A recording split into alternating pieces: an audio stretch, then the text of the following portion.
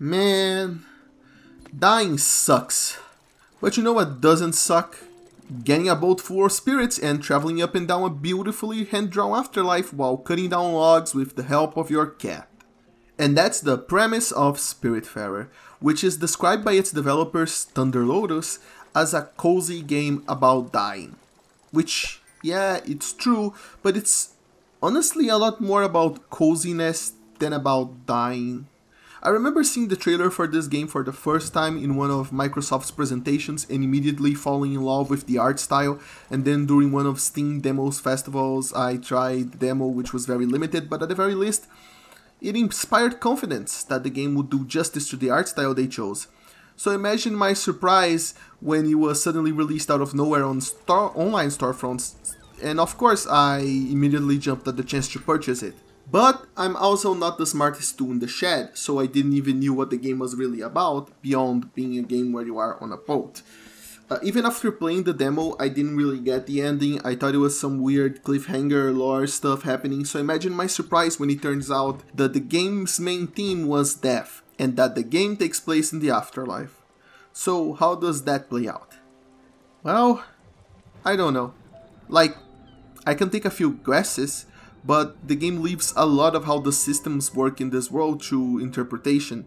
What I do know is that the main character, Stella, has been chosen by Charon, the current Spiritfarer, to become the next Spiritfarer, and the new bearer of the Everlight, an orb of light that allows her to manifest whatever tool she needs to complete her tasks. But what are the tasks of a Spiritfarer, you might ask? Well, you basically get on a ship and travel the islands of the seas of the afterlife in search of spirits who are dead, but not dead enough to actually move to the next actual afterlife, or to disappear or whatever.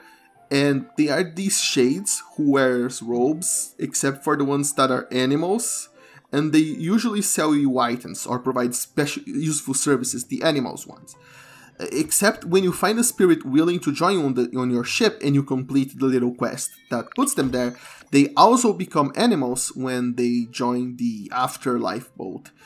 Also, you need to build them houses because they get tired and cold, and you shouldn't forget to give them food either since they are hungry, even though everyone is like dead. The afterlife is a very confusing place. At the very least though, their not alive but not quite dead yet state allows the game to have one of the best features ever put on a video game. The hug button. That's right, they are physical beings and every single character on the boat has a button on their interaction menu dedicated to hugging them. And that's just lovely. And I really like that. And it's just so indicative of the kind of game you're playing. But don't forget what Stella's mission is. You gotta remember that they don't stay with you forever. Each character has their own little quest line that you must follow until they accept the need to pass on to the next life, at which point they will ask you to bring them to the Everdoor, a mystical place that once crossed allows spirits to go to the next stage of their weird, sort of kind of like existence. That is just the end of their journey with you though, so what do you do between when they join and when they leave? Well, you do some jigsaw puzzling and a lot of sailing around searching for ore and trees. Allow me to elaborate on that. You have limited space in your ship, and you must build crafting stations so you can craft higher level materials, and you must also build houses to accommodate the spirits as well. The thing is though, all buildings come with their own shapes and they are rarely small convenient squares that are easily placed. A lot of them have odd shapes that you must fit together like a giant jigsaw puzzle if you want to get everything you need into your ship. Once you build your crafting workshops, the next step is to get the base materials you need to craft new things, so off you go sailing to different islands so you can cut down trees, get some berries, or mine some juicy ore so you can bring back to the ship to craft new things that will help you either upgrade your ship further or to fulfill the requests of a spirit. Assuming you can farm the materials you need, you also need to hunt down the seeds of those plants and then plant them in your garden or field, which works in classic Harvest Moon fashion, where you water the plants every day until they grow, though you can also just play guitar to make them grow faster. All of these tasks though are simplified compared to the rest of the farming genre or the survival genre by the fact that Stella doesn't need to craft the tools themselves. Her Everlight transforms into a watering can, a saw, a pickaxe, basically anything she needs at the time to gather the materials, which gives the game a very simple and brisk pace, not overcomplicating anything that doesn't really need to be overcomplicated. Sometimes though, the materials are in the middle of the sea. In order to gather them, you need a specific spirit in your ship that can trigger the gathering event, at which point you must run around jumping into jellyfish or catching lightning bolts so you can put them into bottles. All of these events reinforce the importance of properly placing buildings in your ship, since you need to memorize all the pathways you can take from one place to another in order to gather the maximum amount of materials possible as you run and jump through your own creation. Every crafting building also have their own little minigame attached to them. But events and minigames all have one thing in common: you cannot fail them. If you perform well, you get bonus materials, but if you perform badly, you still get materials, you just get the normal amount of materials.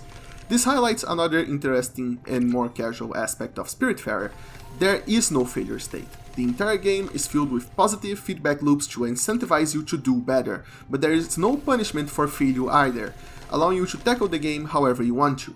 And speaking of positivity, it's impossible to talk about this game without talking about how positive it is. From the beautiful landscape of each island that gets put in full display whenever you reach a new one, to the charming handcrafted looks of each of the buildings that slowly take over your ship, and of course, all the lovely, well-detailed animations for each of the characters that are just brimming with personality. Including Stella. In fact, especially Stella. She's always so cheery and energetic and ready for any and all tasks that are thrown her way that it is hard to not feel ready to take on the world yourself. I mean, just take a look at that smile. And all of this is backed up by the amazing soundtrack that is constantly on the background throughout the whole journey, but it is always gentle and soothing, never overwhelming any other elements with its presence.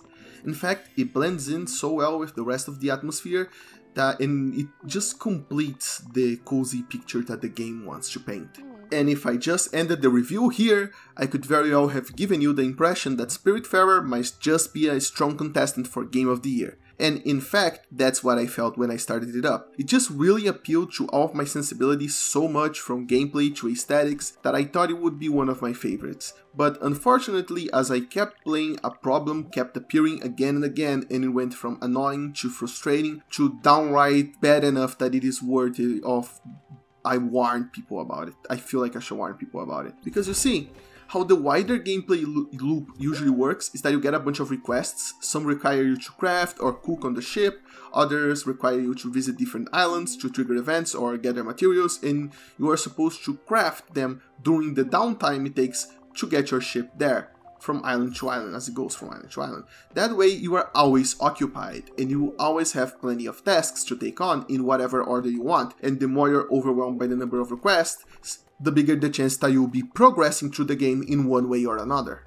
But then, eventually you will hit a wall, in which you cannot complete any more requests in any way, shape or form until you get a very specific material that every single request requires, or maybe a movement ability that is required so you can reach a new spirit, or even to reach the items necessary to upgrade your ship. The point is, until now you had a wide ocean filled with beautiful locations to explore and new people to meet. But after that, eventually you won't be able to explore anymore, unless you get this one thing that you need to progress.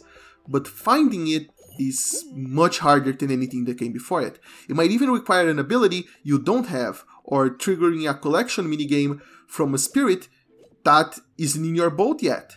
One of the highlights of my playthrough was being unable to progress because I didn't have a material, and lots of the material were being locked behind an area that I couldn't access because I didn't have the necessary movement upgrade, which could only be gotten by progressing through the game until I unlocked it. But without the material, I entered a loop in which it was impossible to progress. So, that seems like a very badly designed game. You can't finish it. Well, except, no, you can finish it. Because you actually can find a very small quantity of the material hidden in a very out-of-the-way spot in an unassuming island. So, I'd like to take this brief moment to thank everyone who screamed into the void of the internet about this until someone finally answered where the material was hidden. Otherwise, I'd still be stuck unable to finish the game. And I know that I am a dumb casual who might overlook things, though honestly, just trust me, okay? That was hidden very, very, very well. That was hidden absurdity like I would never have guessed until someone said, no, yeah, you gotta do this. But okay. Let's not focus too much on that. Maybe I'm just a dumb casual. That is a fair assumption. But allow me to explain to you to talk about the most egregious example of this, which is when I kept a spirit on my ship for most of my playthrough, even though he was the second spirit that I found in the game, because I needed a material to upgrade his house, and the only way to get same material was to play an event triggered by another specific spirit. I don't know if this was planned for the developer for me to get stuck so long on it, but the catch of how to get unstuck and progress on his storyline is just absurd. You wanna know what the catch is? Said spirit, the spirit needed to get the item, can only be summoned by an item that can only be acquired through pure RNG. It's pure dumb luck if you can find that item. I don't know if the game takes pity on you and just choosing your lap after a certain amount of time, but from my point of view, yes, it was complete luck. Imagine that. Halting your progression in a game, making you run up and down slowly from place to place, only for you to get the item and finally break through the wall, stopping your progression with the help of another RNG item. That's just not very nice, I think. And to make matters worse, the first spirits you get are by far the most well developed and likable of the bunch, so by the time you are reaching the end of the game, you care less and less about the spirits that leave your ship. It does start with tearful goodbyes, but by the end of the game I was kicking them off without a care in the world because fuck you, I need to progress if I want to finish this game in this decade. In the end, it actually only, well, it depends on your view, but it only took me 20 hours to finish the game. And while you could argue that that is a reasonable bang for your buck in terms of pure play hours, the more nuanced truth is that at least 7 of those hours were spent running and down in search of an obscure material or working on the boring production line of an overly elaborate upgrade without a single drop of new content for miles. By the end of the game, I didn't really feel like I reached the end of an emotional story or anything like that, mostly because I was just exhausted, which I think was definitely not the intention of the developers. Since learning to let go of the past and pass through to the next life is a major theme for the game, I assume, personally, that the developers wanted me to feel really bad about finishing the game and letting go of this world that I spent so much time into. And if that's the case, unfortunately, the mission has failed. For I jumped right into the ending sequence as soon as I could, which thankfully doesn't require you to send every spirit to the next life, only a certain number of them. For a game that's only 20 hours long, Spiritfarer sure does feel like it's triple that length. But in the end, after everything, I still got 13 unforgettable hours of fun though. And since I personally spend all of my time playing video games anyway, I felt like it was worth it seeing it to the very end. And thus, I really don't want to end this review on a negative note, especially since there's so many positive notes that I talked about before. So instead, I wanna end this talking about one of my favorite pieces of symbolism in the game. When you build a house for a spirit, it can never be destroyed to get more space for the spirits that come after that one has left. It has to stay as part of your ship forever, which is honestly amazing symbolism, because they act as a constant reminder of all the spirits that have gone forever, that you can't get back in any way. But it also shows that even after the people you love are gone, they leave a piece of them behind that lasts forever. And that what they have done in the world is a mark that simply can't be erased.